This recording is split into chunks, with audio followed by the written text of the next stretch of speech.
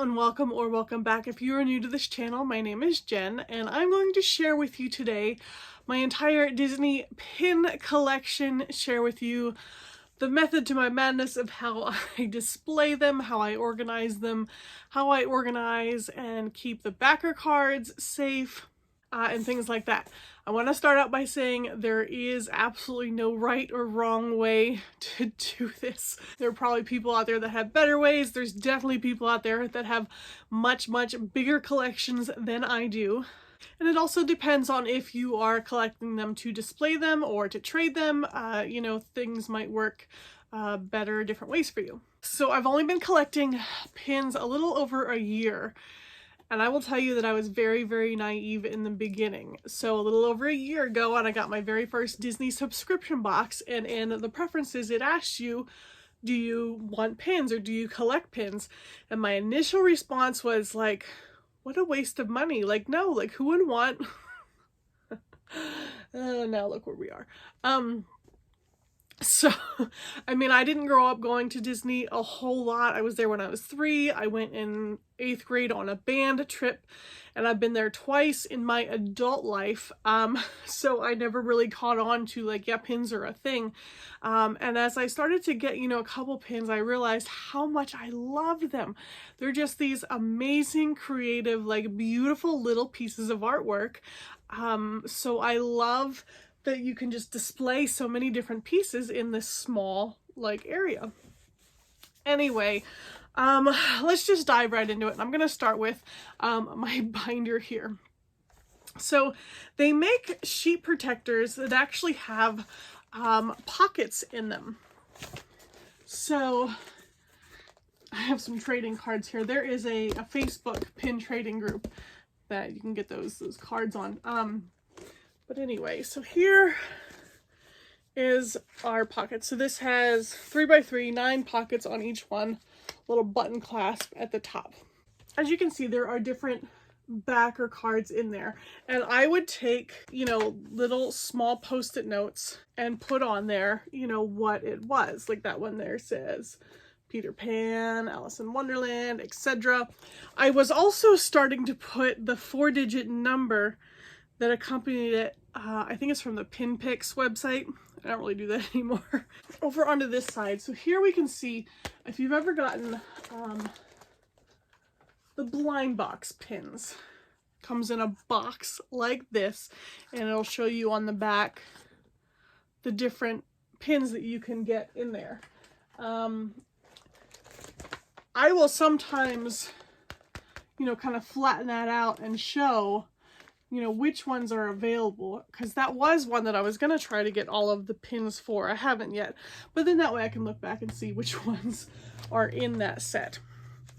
Down here we have 2 of the All-Stars, which they have similar backing cards. So one, that one says Mushu, that one says Gonzo on it. Just another page there. Now, yes, there are backer cards that are larger than what would fit in this. I'll just keep going through here. Here is the Runaway collection. Okay, so now we're getting into the larger one. So now you can see this one has 4 pockets for the slightly larger cards. So we have those there. Again, still writing on there what pin goes with that. So in case I ever do want to like sell a pin or trade it, I do still have the backer card in good shape there. So the brand on these particular ones is Kraken, K-R-A-K-E-N. I think when I went on their site recently to get some more, I think they might have been out. If you go on eBay though and just type in sheet protector pockets, something similar will come up. And then back here, I just kind of have full page sheet protectors that I'll keep some of the larger things in. In here I have all my Artland backer cards. And some artwork there that went with some of the pins. So that's where I keep my backer cards. Something I realized early on, So here you can see these say, you know, limited edition. So if I want to trade them on at some point, you know, I do kind of want to have that same limited edition backer card to go with it. But like this one here on the bottom, it's not a limited edition.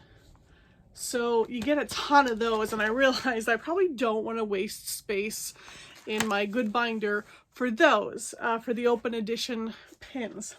So yeah, if you subscribe to Ipsy and get like the bags from them, I keep in here, you know, just your run-of-the-mill open edition backer cards. I keep those in here.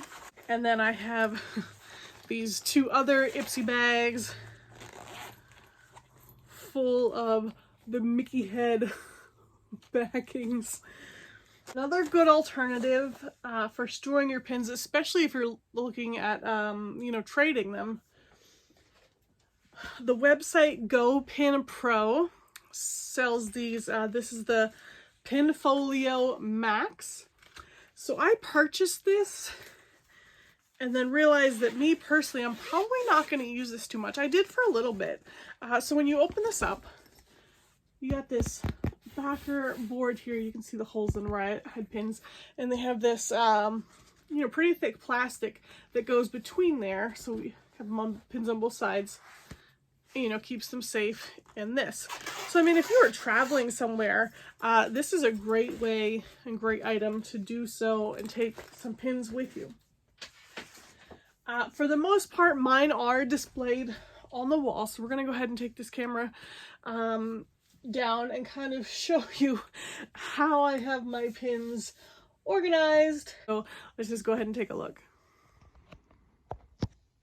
Okay, I have 4 tech boards, bulletin boards, whatever you want to call them. There's this beautiful one here, like with the frame. I found that on Facebook Marketplace for $5. Oh, I could not go and pick that up fast enough. So there's that one. There's this black one. I really like how the pins look against the black. Then we have this smaller one there in the middle, and then this one down there at the bottom. Let's go ahead and start with this black one. These are my favorites of my favorites. Let me get up my little step ladder here. So these hold, I have my Robin Hood collection on the right, the Rescuers over here on the left, and then what I like to call my artsy pins. These bottom 2 here are the Thomas Kinkade, and then we have the Ben Harmon Artland collection with those 5 pins there. And then also from Artland, this will be a 3-pin set. There's one more to still come out of the Music Box collection. There's Scrooge, and then we have Mickey, and there is one more, and I have a space left for that. So that pin board there is, those are my favorite. Next we'll move on to this one. So this one, basically just everything separated by movie. And then we have some overflow here. So we'll just start with the overflow. We have Beauty and the Beast on top here. This is a fantasy pin that it's so stinking cute. And then we have a couple Little Mermaid, Aladdin, and Lion King. So those are just overflow because this one was getting full. So let's start in the middle of this one here. So this jumbo pin I actually got at the outlets for a pretty discounted price, but I thought that made like a beautiful centerpiece. And then around the center here we have, you know, our Mickey and Minnie and our Walt. Got some classic Walt there. And then at the bottom here, like some of the attraction pins. Okay, then up top we have, there's Alice in Wonderland. I have one Mary Poppins pin, some Peter Pan, one Bambi pin, 2 Emperor's New Groove, 3 Kingdom Hearts. There is our Snow White, one little Hades cupcake, our Finding Nemo section. There's our little Wall-E section. Then going across we have some Muppets, And then here is those, the All-Star pins. I have a couple of those, so I kept those together. Some Scrooge there on top. And then back down here to the bottom, here is the completed Runaway Railway set.